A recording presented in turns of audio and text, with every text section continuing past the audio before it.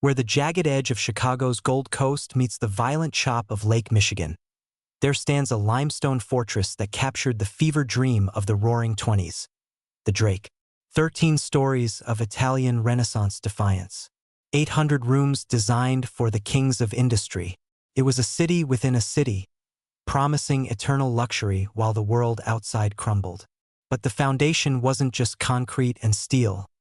It was hubris. For every bottle of champagne popped in the palm court, a shadow lengthened in the hallway. A palace inaugurated not just by high society, but by a woman in red silk who stepped off the ledge and turned the sidewalk into a shrine.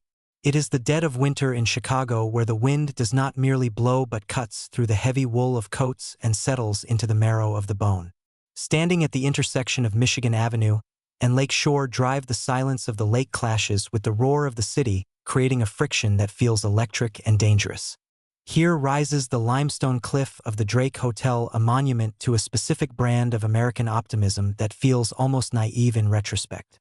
It is a structure born of the Roaring Twenties, a decade that screamed its vitality before plummeting into the silence of the Great Depression, and this building has absorbed every decibel of that history.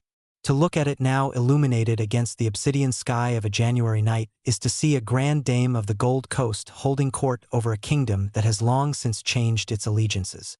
The windows glow with a warmth that promises sanctuary from the biting cold and the chaotic streets, but this golden light is deceptive because it hides as much as it reveals.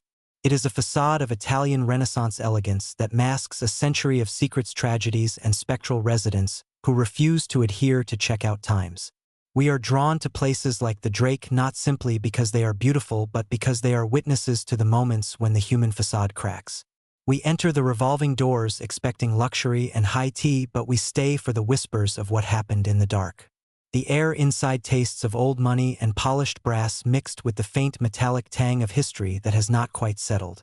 It is a place where the past is not a foreign country but a permanent resident pacing the hallways in silk and despair. The Drake is not just a hotel, it is a recording device made of stone and steel, capturing the frequencies of ecstasy and agony that have played out within its suites. Tonight, we peel back the velvet curtains to look at the machinery of this haunted palace.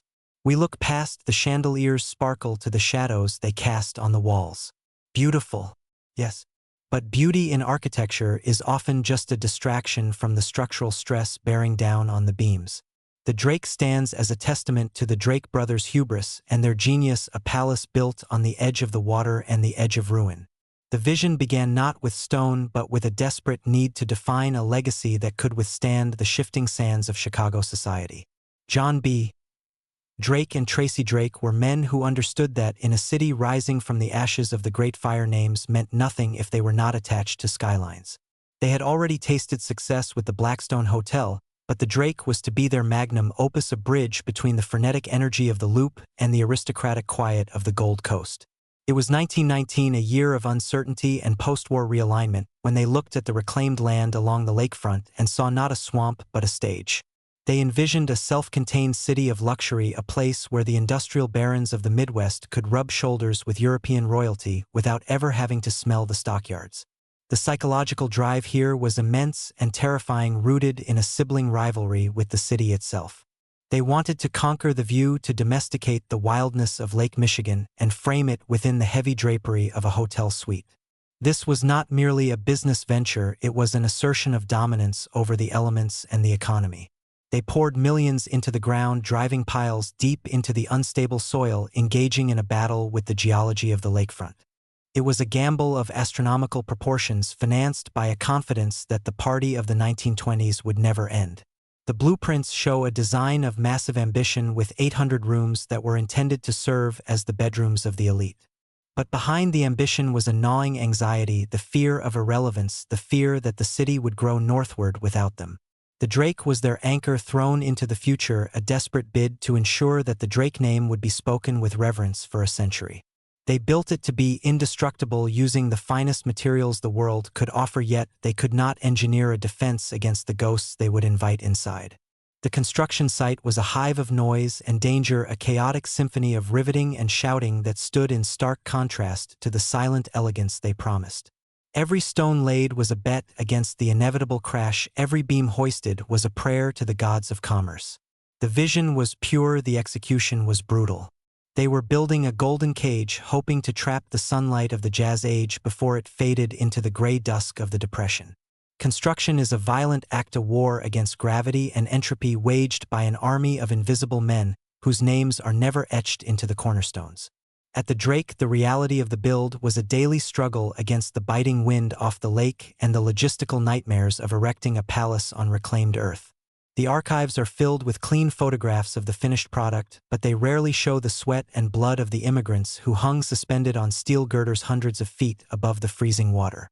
It was a machine of human labor grinding day and night to meet the deadline of New Year's Eve 1920. The cost was not just financial, it was physical, measured in broken bones and exhausted bodies. This is the downstairs dynamic that supports the upstairs fantasy, the hidden infrastructure of suffering that allows for the illusion of effortless luxury. While the Drake brothers reviewed fabric swatches and tasted wines for the cellar, the workers were battling the brutal Chicago winter, their breath pluming in the icy air as they fitted the limestone blocks that would shield the wealthy from the elements. The disparity is breathtaking. A mason earning a few dollars a day was building a suite that would cost a fortune a night.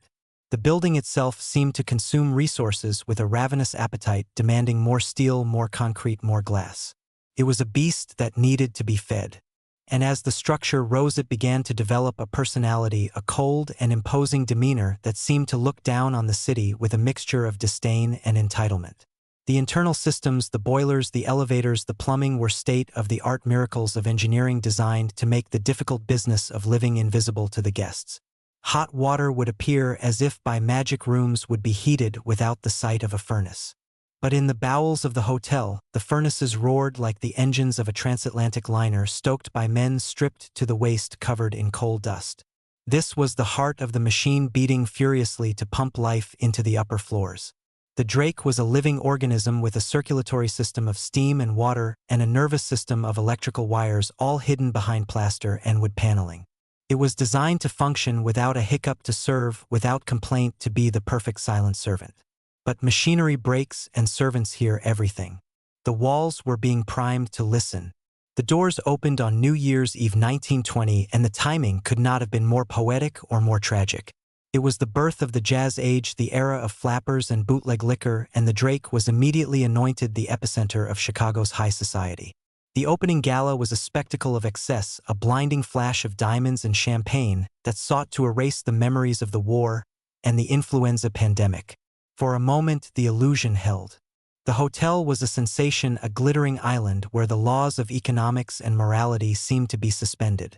But the turning point was already written into the script, the ink barely dry on the ledger. The euphoria of the 1920s was a fever dream, and the Drake was the fever's heat. Famous faces flooded the lobby, from Winston Churchill to the Prince of Wales, each arrival cementing the hotel's status as a global icon. Yet, beneath the surface, the cracks were forming. The stock market crash of 1929 was approaching like a thunderstorm across the lake, visible on the horizon, but ignored by those dancing in the ballroom. When the crash hit, it hit with the force of a physical blow. The Drake family, who had leveraged everything to build their dream, found themselves overextended, their fortunes vaporizing as the ticker tape ran endless tragedies. The hotel, which had been a symbol of infinite possibility, became a burden, a marble albatross around their necks. The turning point was not a single event, but a slow corrosion of the dream. The rooms that had once hosted kings now sat empty or were occupied by men staring out at the lake, wondering if the fall would kill them. The building had been designed for a world of endless wealth, and when that world evaporated, the Drake was left stranded, a relic of a drowned civilization. It was during these years of transition, from the manic energy of the 20s to the desperate gray of the 30s, that the hotel's darker reputation began to take root. Despair is a powerful energy, and the Drake was soaking it up. The turning point was psychological as much as financial. The sanctuary had become a trap. The windows, which offered such breathtaking views, now offered a terrifying solution to those who had lost everything. The turning point is where the history becomes a ghost story. We must talk about the woman in red, because she is the first scar on the hotel's psyche, the primary wound that refuses to heal. The legend is specific, rooted in the hysteria of New Year's Eve 1920, the very night the hotel opened its doors to the world. A celebration of beginnings that ended in a horrific termination. She found her lover with another woman, a betrayal enacted amidst the popping of corks and the swell of the orchestra. The narrative is almost operatic in its clichés, yet the tragedy is visceral. She did not scream, she did not make a scene, she simply climbed to the 10th floor and stepped out into the freezing void. The fall was not just a suicide, it was a shattering of the illusion the Drake brothers had worked so hard to construct. Before the paint was even fully dry on the walls, the hotel had claimed its first victim. The visual of a woman in a crimson silk dress plummeting against the gray limestone is searing. It is the contrast of life and death, passion and cold stone.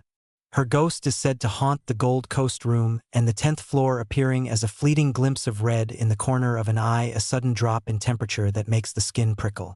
She is the patron saint of the hotel's heartbreak, the reminder that money cannot insulate the heart from devastation. Witnesses speak of a feeling of overwhelming sadness that descends without warning, a weeping that seems to come from the walls themselves. Is she a conscious spirit or a residual recording of intense emotional trauma playing on a loop? The woman in red represents the immediate corruption of the dream. The hotel was built for pleasure, and on its first night it facilitated death. This paradox is the core of the Drake's haunted identity. It is a place where the height of luxury meets the depth of despair. Her presence is a stain that no amount of renovation can scrub away. She is the uninvited guest who never leaves, the one who stands by the window watching the party continue, eternally separated by the glass of her own tragedy. If the woman in red is the tragedy of passion, the woman in gold is the tragedy of greed and envy, the darker side of the social ladder that the Drake epitomized. The stories surrounding her are murkier, less defined by a specific date, but no less potent in their atmospheric weight. She is often spotted in the hallways of the upper floors, a shimmering figure that seems to be searching for a room she can no longer enter. Some say she was a wealthy dowager who died alone in her suite, surrounded by her jewels, afraid that the staff was stealing from her. Others whisper she was a social climber who spent her last dime to maintain appearances at the Drake, only to die in debt and disgrace. Her manifestation is different from the woman in red. She does not project sadness but anxiety, a frantic energy that disturbs the peace of the guests. Doors slam shut without a draft, lights flicker as if the voltage is being drained by a hungry presence. The woman in gold represents the hollowness of the material pursuit, the realization that the gold leaf and the crystal chandeliers are ultimately cold comfort. In the hierarchy of the hotel's ghosts, she is the cautionary tale about the cost of maintaining a facade. The Drake was a stage for social performance, and she is the actor who forgot her lines and died of stage fright. Her sightings are often accompanied by the smell of stale perfume, a scent that belongs to a different era, cloying and heavy. It is the scent of a vanity that has rotted. She wanders the corridors of the executive floors, forever checking locks, forever suspicious, forever unsatisfied. The staff knows to avoid certain wings when the air gets heavy, when the silence feels predatory. She is the shadow in the peripheral vision, the reflection in the mirror that shouldn't be there. The woman in gold is the lingering residue of a life spent worshipping the wrong gods, and now she is trapped in the temple she helped to build. Then there is the shadow of the crime of the century, the murder of Bobby Franks by Leopold and Loeb. While the murder did not happen at the Drake, the hotel is inextricably linked to the narrative of the killers. Nathan Leopold and Richard Loeb were the sons of wealthy families, the very demographic the Drake was built to serve. They were frequent guests, dining in the opulent restaurants, plotting their intellectual superiority over a society they viewed with contempt. It is said that they discussed their plans for the perfect crime within the hushed alcoves of the hotel's lobby or over dinner in the Cape Cod room. The hotel served as the backdrop for their arrogance, a place where they felt untouchable, protected by their father's money and the hotel's discretion. The connection adds a layer of malevolence to the building's history, a sense that the luxury concealed sociopathy. After the murder, when the net was closing and they continued their social routines at the Drake, acting as if nothing had happened. This dissociation is chilling.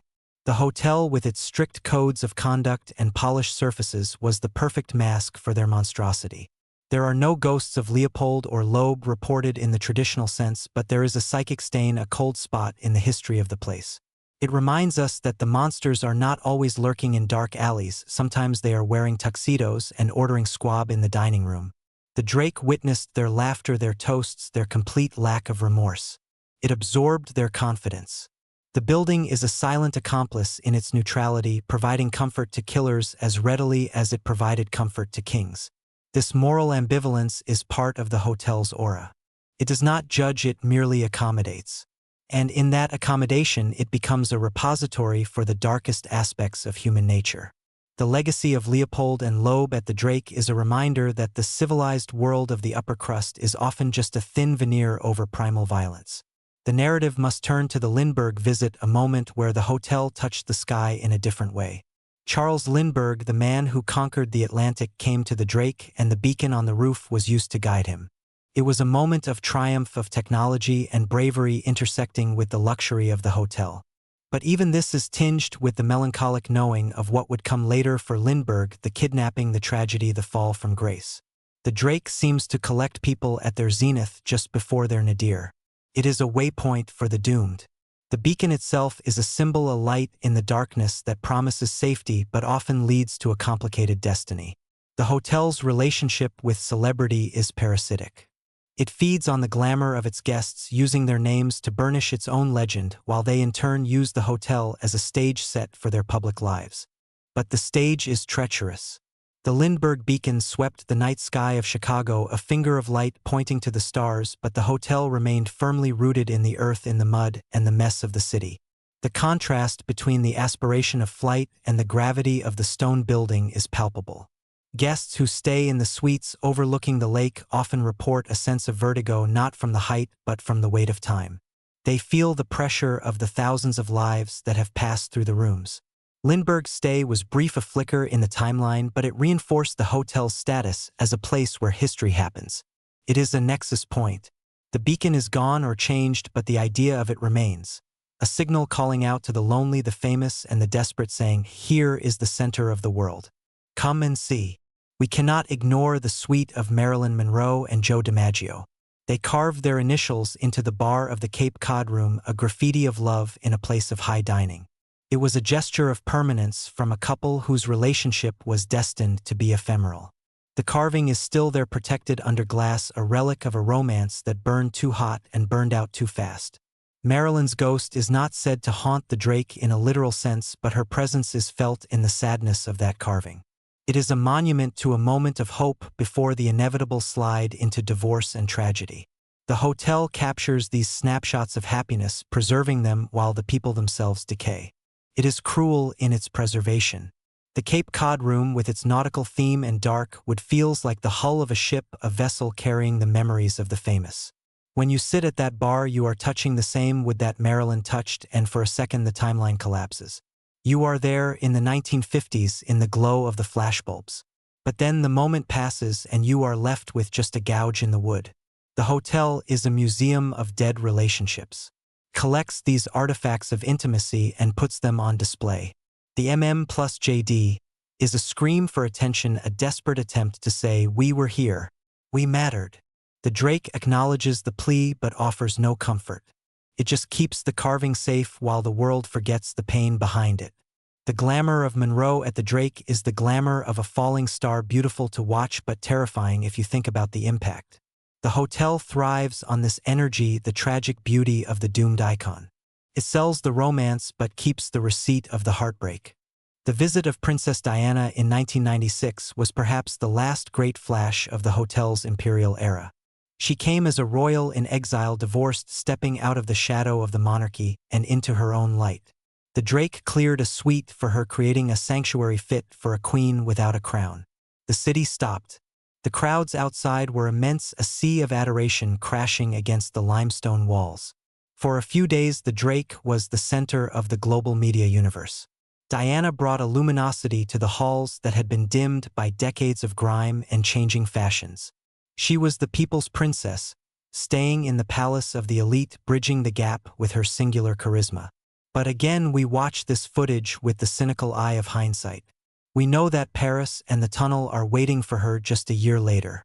The Drake was a stop on her farewell tour, though she didn't know it. The suite she stayed in is now a shrine preserved in her memory, renting for thousands a night to those who want to sleep in the residual glow of her fame. It is a macabre tourism. We sleep in the beds of dead women hoping to catch their dreams. The hotel monetizes the tragedy, wrapping it in high-thread count sheets. Diana's presence was a blessing for the hotel's brand, but it adds another layer to the gilded gloom. She was another beautiful tragic figure to add to the collection alongside the woman in red and the woman in gold. The Drake is a collector of tragic women. It draws them in, gives them a room with a view, and then watches as they march towards their fate. The Diana suite is beautiful, yes, but it is also a mausoleum. The air there is still stillness that commands reverence. It is the stillness of a history that has been cut short. Let us descend into the Coq d'Or, the bar that opened the day after the repeal of Prohibition. It is a dimly lit cavern of secrets where the whiskey has flowed for nearly a century. This is where the invisible army of the staff and the guests intersect in the shadows. The bartenders here are the keepers of the oral history. They know which stools to avoid, they know why the glass sometimes slides off the table on its own. The Coq d'Or is not haunted by a single famous spirit, but by the collective residue of a million intoxicated conversations. It is thick with the smoke of forgotten cigarettes and the echoes of deals made and broken. The atmosphere is heavy, oppressive, and comforting all at once. It is a place to hide. The ghost stories here are less about apparitions and more about feelings. The sensation of being watched, the sudden chill, the inexplicable feeling of dread that settles in the stomach after the third drink. It is the haunt of the alcoholic ghost, the spirit of the addiction that fueled the jazz age and destroyed the lives of so many of the hotel's patrons. The room hums with a low-frequency vibration, a buzz that isn't just the refrigerator compressors. It is the sound of the past mumbling to itself. The Coq d'Or is the liver of the hotel, processing the toxins of the city, filtering the grief and the guilt through amber liquid. To drink here is to commune with the ghosts of Chicago's underbelly, the politicians, the gangsters, the reporters, who all sought refuge in the dark wood and leather. The bar refuses to change. It stays dark, it stays crowded, it stays haunted. It is a bunker against the modern world, a place where 1933 never really ended. The geography of the hotel is a vertical hierarchy of haunting. The lobby is the stage, the public face where the ghosts are rumors. The ballrooms are the echo chambers where the music of the past plays on a loop. But the upper floors, the guest corridors, are the trenches. These long, endless hallways with their patterned carpets and rhythmic placement of doors are where the fear lives. Walking down a hallway in the Drake at 3 a.m. is an exercise in psychological endurance. The perspective seems to stretch, the doors seem to lean in. The silence is not empty, it is pregnant. It is here that the housekeeping staff reports the most activity. Carts moving on their own.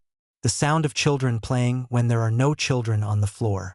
The maids are the true witnesses, the ones who have to enter the rooms after the guests have left and clean up the physical and spiritual mess. They talk of rooms that feel wrong, rooms where the air is thick and resistant, rooms that are always cold no matter what the thermostat says. This is the machine of the haunting. It is not always a dramatic apparition, sometimes it is just a refusal of the space to be inhabited. The building rejects the living. It prefers the company of its memories. The staff operates with a respectful wariness. They know the building is the boss. They know that they are just visitors in a house that belongs to the dead. The relationship between the workers and the ghosts is a symbiotic one.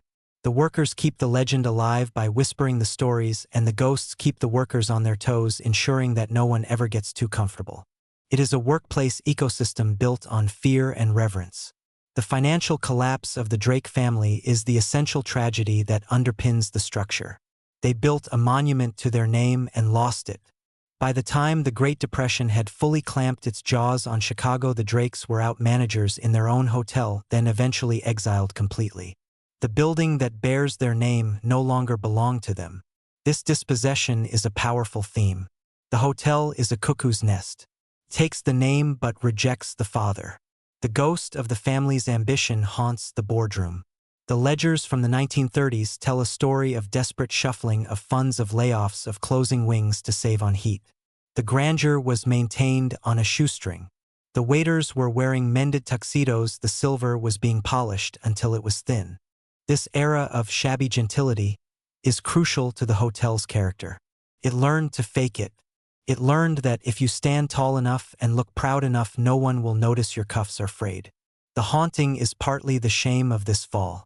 The walls remember the panic of the managers, the suicides of the investors, the tears of the staff let go into a jobless market. The luxury is a thin skin over a skeleton of debt and fear. When you stay at the Drake, you are participating in this charade. You are pretending that the world is stable, that wealth is permanent. But the building knows better. The building knows that the bank always wins and that even the strongest stone can be repossessed. In the modern era, the hotel has been renovated, restored, and repackaged. The corporate ownership has tried to sanitize the ghosts to turn them into marketing points rather than liabilities. The haunted Drake is a selling point for a certain type of tourist. But you cannot gentrify a ghost. The renovations may cover the cracks in the plaster, but they cannot seal the cracks in the time. The modern furniture looks out of place against the heavy molding. The flat-screen TVs sit awkwardly in rooms designed for reading by lamplight. There is a clash between the 21st century and the early 20th. The Wi-Fi signals struggle to penetrate the thick masonry. The building resists modernization. It wants to remain in 1920. This tension creates a dissonance that sensitive guests pick up on. You feel like an intruder in someone else's dream. The legacy part of our story is about this uncomfortable coexistence.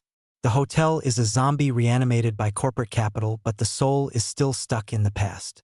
The guests with their smartphones and their casual clothes look like ghosts to the building, fleeting and insubstantial. The real residents are the ones who never check out. The hotel tolerates us because we pay the bills, but it does not respect us. It respects the woman in red. It respects the Prince of Wales. It respects the tragedy. The Gold Coast itself provides the context for this haunting. It is a neighborhood of fortresses built by people who wanted to separate themselves from the grime of the city. But the Drake sits on the edge, exposed to the public beach, exposed to the gaze of the masses. It is the most democratic of the palaces because it is a hotel anyone with money can enter. This permeability is its weakness. It allowed the wrong element in, the suicidal, the murderous, the desperate. The gates of the mansion can be locked, but the revolving doors of the hotel must keep turning. This is why the haunting is so potent. It is a public haunting. The tragedies happened in spaces that we can rent. The democratization of the space means the democratization of the ghosts. We can all share in the woman in red's despair for the price of a cocktail. The neighborhood has changed around it. Towers of glass and steel have risen up, dwarfing the limestone cliff. But the Drake holds its ground. It looks darker, more serious than its neighbors. It looks like a mausoleum that accidentally became a hotel. The context of the city emphasizes its age and its otherness. It is an analog watch in a digital world, ticking slowly, counting down to a time that has already passed. Let us consider the specific room, the suite where the woman in gold is said to linger. The layout is archaic, with servants' entrances and oddly placed closets. The architecture dictates the haunting. The blind corners, the long stretches of wall, the acoustic shadows where sound gets trapped. Architects speak of memory in buildings, of how materials expand and contract, recording the cycles of heat and cold. But here the memory is emotional. The room feels crowded even when it is empty. You wake up in the middle of the night and the silence is loud. You feel the weight of the duvet and the weight of the eyes watching you. Is it infrasound? Is it the electromagnetic fields of old wiring? Or is it the sheer psychological weight of knowing you are in the Drake? The skepticism is the armor we wear, but at 3 a.m. the armor is thin. The experience of the haunted room is a confrontation with your own vulnerability. You are naked, sleeping in a stranger's house. The lock on the door is flimsy against the history that is already inside the room with you. The suite becomes a psychological pressure cooker. The luxury, the chocolates on the pillow, the high thread count, feels like a bribe. Please don't notice the cold spot. Please enjoy your stay. But the body knows. The hairs on the back of the neck know. The view from the windows is a character in itself. Lake Michigan is a vast, indifferent body of water that has swallowed ships and planes and people. The Drake stands as the lighthouse on the shore, witnessing the violence of the lake. The winter waves crash against the concrete wall, spraying ice onto the drive. The view is beautiful but hostile. The woman in red jumped into this view. She merged with the gray landscape. The windows frame the emptiness. When you look out, you are looking at the void. The contrast between the warm gold interior and the freezing blue exterior is the visual hook of the hotel. It is a bubble of warmth in a cold universe. But the ghosts are the pin that pops the bubble. They bring the cold inside. They bring the lake into the lobby. The water motif is constant. The steam, the ice, the tea, the whiskey, the lake. Fluidity versus stone. The ghosts are fluid, they move through walls, they flow like water. The building is stone, it tries to hold them back, but it fails. The view is a reminder of the nature that will eventually reclaim the stone. The lake is waiting. The turning point of the modern age, the pandemic. The hotel emptied out again. The silence returned. For months, the Drake stood dark, a tomb on the corner. This period of dormancy likely recharged the spectral batteries. Ghosts thrive in the quiet. Without the distraction of the living, the dead could reclaim the hallways. The staff who remained as security guards spoke of the amplified sounds, the footsteps that echoed in the empty ballrooms. It was a return to the 1930s, a return to the emptiness. The hotel was reset. Now that the crowds are back, there is a sense that the atmosphere has shifted. The ghosts are more active, more agitated. The disruption of the routine disturbed the sediment of the history. The turning point is ongoing. The hotel is fighting for relevance in a world of Airbnbs and boutique experiences. It is a dinosaur trying to survive the ice age. But its value lies in its ghosts. The hauntings are its unique selling proposition. The darkness is the asset. The legacy of the Drake is not in its linen or its crystal, but in its ability to force us to confront the past. It is a mirror held up to the face of Chicago. It reflects the ambition, the greed, the violence, and the elegance of the city. It teaches us that buildings are not inanimate objects. They are batteries storing the emotional charge of the people who use them. The Drake is fully charged. It hums with a century of intensity. To walk into the Drake is to walk into a story that is still being written, but the ending was decided long ago. We are just characters passing through chapters that belong to the dead. The legacy is the persistence of memory in the face of decay. The limestone erodes the carpets, wear out, but the stories get stronger. The ghosts are the most permanent residents. They have nowhere else to go. They are the foundation. In the final analysis, as we step out of the revolving doors and back into the biting Chicago wind, we are left with a question. Did we visit a hotel, or did we visit a graveyard in evening dress? The lights of the Drake fade behind us, but the feeling remains. A cold touch on the shoulder, a whisper in the ear. The paradox is complete. The most beautiful place in the city is the saddest. The sanctuary is a cage. The dream is a nightmare. And the Drake stands there silent and tall, keeping its secrets behind a mask of stone, watching us leave, knowing that eventually everyone checks out, but some of us never leave. The wind picks up, howling off the lake, carrying the scent of snow and old perfume. The Drake endures. A monument to the beautiful, terrible, persistent past. The machine keeps running. The ghosts keep pacing. And the bill always comes due.